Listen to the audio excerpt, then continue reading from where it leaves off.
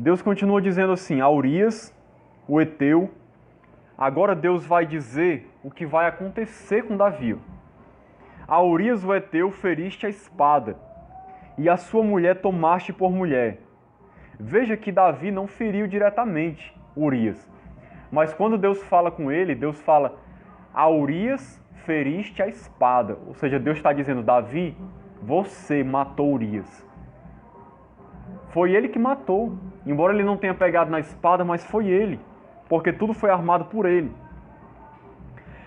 E a sua mulher tomaste por mulher, depois de o matar com a espada dos filhos de Amon. Agora, pois, não se apartará a espada jamais da tua casa, porquanto me desprezaste e tomaste a mulher de Urias, o Heteu, para ser tua mulher. Assim diz o Senhor, eis que da tua própria casa suscitarei o mal sobre ti, e tomarei tuas mulheres à tua própria vista e as darei a teu próximo. Isso aqui aconteceu, se cumpriu na vida do seu filho Absalão. Ele pegou as concubinas de Davi, levou para o terraço, para uma parte bem alta, e teve relações sexuais com elas diante de todo o povo de Israel numa tenda. O próprio filho de Davi cumpriu essa profecia aqui. E diz mais, o qual se deitará com elas em plena luz deste sol. Porque tu o fizeste em oculto, mas eu farei isto perante todo Israel e perante o sol. Ou seja, Davi, você pecou em oculto, ninguém viu. Mas o que vão fazer contra ti, a tua humilhação vai ser diante de todo mundo. Era isso que Deus estava dizendo. O que nós aprendemos com isso aqui, irmãos? Algumas coisas interessantes que eu quero destacar aqui. Primeiro, a precisão da profecia, do que o profeta falou, Natan.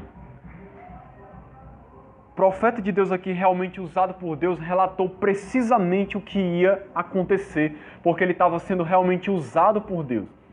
Quantas pessoas hoje se dizem profetizar, que estão tendo revelações de Deus e supostamente lançam profecias, mas se você olhar como eram as profecias bíblicas e como são as profecias de muita gente hoje, você vai ver uma diferença enorme.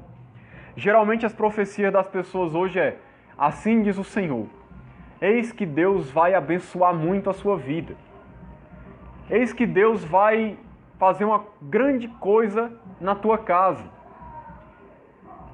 Eis que Deus está dizendo que você vai ficar doente. Que alguém da tua família vai passar por um problema, por uma dificuldade financeira.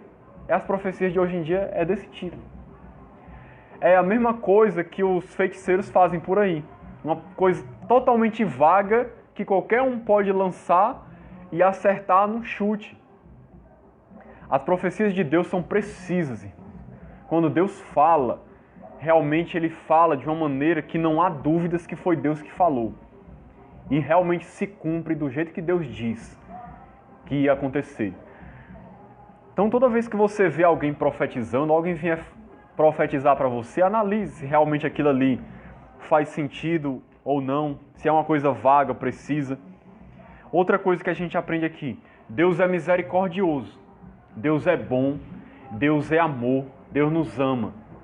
Mas, irmãos, a consequência do nosso pecado, a gente vai enfrentar. Tudo que a gente faz nessa vida tem consequências. É produzido um fruto. Se a gente semeia, a gente vai colher.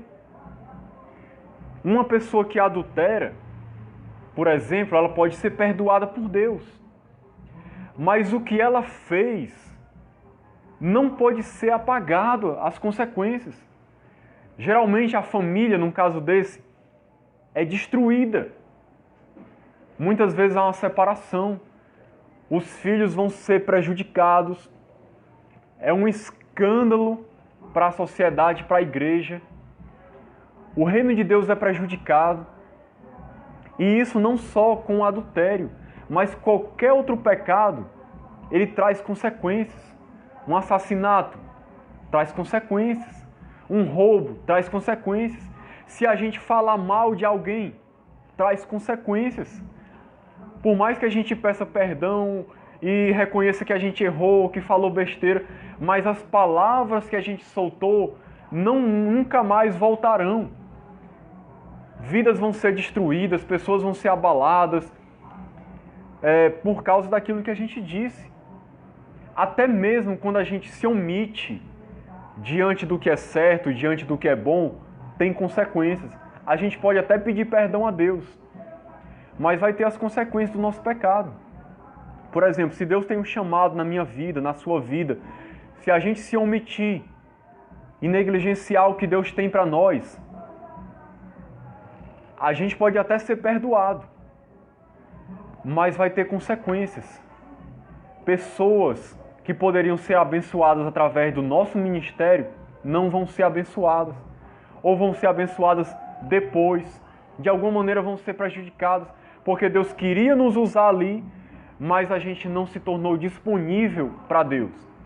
Então tudo que a gente faz ou deixa de fazer, o que a gente fala, tem consequências. Coisas que vão nos prejudicar. O pecado, ele traz consequências.